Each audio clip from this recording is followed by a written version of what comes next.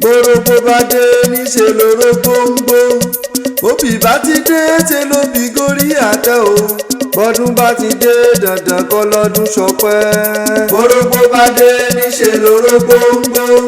Bóbí bá ti dé níṣe ló bí ń gàtẹ́. Bọ́dún bá ti dé dandan kọ́ lọ́dún ṣọpẹ́. MC Blessiner.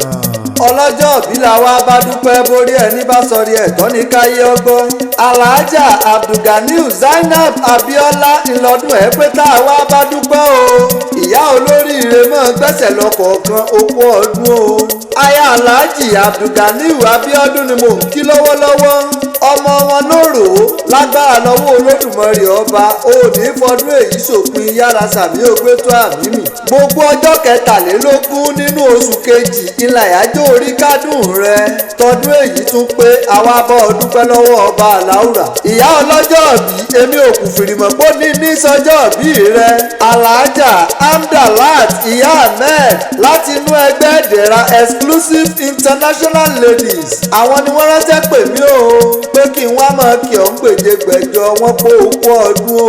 Wọ́n ló pò láéláé lóko ẹ̀dán àgbérákò ní tìgbín. Wọ́n lágbo fọ́ páwúlógbò rẹ̀ yára sàmí ògbétó àmì mi.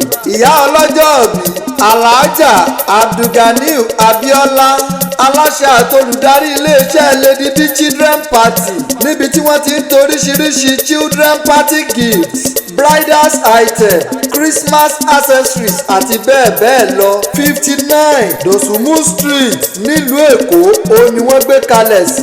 Gbogbo gift items lóríṣiríṣi níbẹ̀ nínú ṣọ́ọ̀bù wọn. Àpamọ́wọ́ owó àtàjèrè ọjà. Ìyá ọlọ́jọ́ òbí ilé ìtajà rí olè jóná ẹ̀mọ́yà àsàmì ẹ̀. Alhaja Abiola owó màmá gbọ́lá hàn o. Owó màmá Ọláyínká ikú òní jáwọn ọmọ náà gbà lọ́wọ́ rẹ̀ yára sàmì ògbétó àmì mi. Ọ̀yá àrìnsólè yín wàyọ́ ọlọ́jọ́ òbí ìpínlẹ̀ Kwara nílùú Òró gan-an la gbé bí ọ sí o. Mọ̀ gbọ́ bí wọ́n ti kìran bàbá tó bí ọ lọ́mọ. Ọmọ olórí mi ọmọ ayọ̀ bí eré. Ọmọ oníta àjígbá ni bàbá yín jẹ́. Bẹ́rù bá ti jí ẹrú àgbá tiẹ̀ gẹ́gẹ́ bí ẹrú. Ìwọ̀fà ló jẹ́ àgbá tiẹ̀ gẹ́gẹ́ bí ìwọ̀fà. Ọmọ bíbí ilé olórí mi wọn arìn wọn ayan fanda nínú ilé bàbá tó bí ọ lọ́mọ. Ẹ̀yin náà ni ẹ̀yin ni. Ẹ̀yin lọ́mọ ewúrí òró tí jẹlẹ́sẹ̀ gbàgede ní tí jẹ àgùntàn òró ní jẹlẹ́sẹ̀ yàrá. Adìyẹ òkòkò ńlọ́gbàsà mí yọ. Wọ́n á jẹ lórí pópó ọlọ́fin. Ta ni ọmọ pé pópó ọlọ́fin lò sàkúnlẹ̀ bọ nínú ilé bàbá tó bí ọ lọ́mọ. Ọmọ òru ẹ̀kàn dáná yẹn kó. Ọgbọ́n lòró gbọ́n ni wọ́n dìjọ òru. Ìmọ̀ràn lòró gbà ni wọ́n dìjọ afẹ̀mọ́jú nínú ilé bàbá rẹ tó bí ọ lọ́mọ. Ọlọ́jọ́ òbí dá mi lóhùn ọjàre ìwọ ni kó bẹ̀rẹ̀ fún. Ọ̀yá o jẹ́ ń kì ọ́ sílùú àwọn olólùfẹ́ rẹ gan.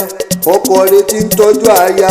Ìlú àwọn bá mi Alhaji Abdulganiu Abiodun Ẹ̀pẹ́ ìlú Èkó ní ìṣèlú wọn gan.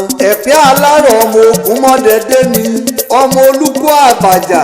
Ọmọ kúkúrú lọ́sàn-án gígùn gbọ̀rọ̀gbọ̀rọ̀ lóru. Ọmọ oníta kéramúramù o. Àwọn náà ni àwọn ni. Àwọn lọ́mọgi mẹ́ta àbẹ̀dú. Ìkan sowó ìkan soyùn ìkan tó kù sàlárì bàbá sọ. Ọmọ onígbẹ̀yìn ọmọ àná bọ́ bá di jó orò.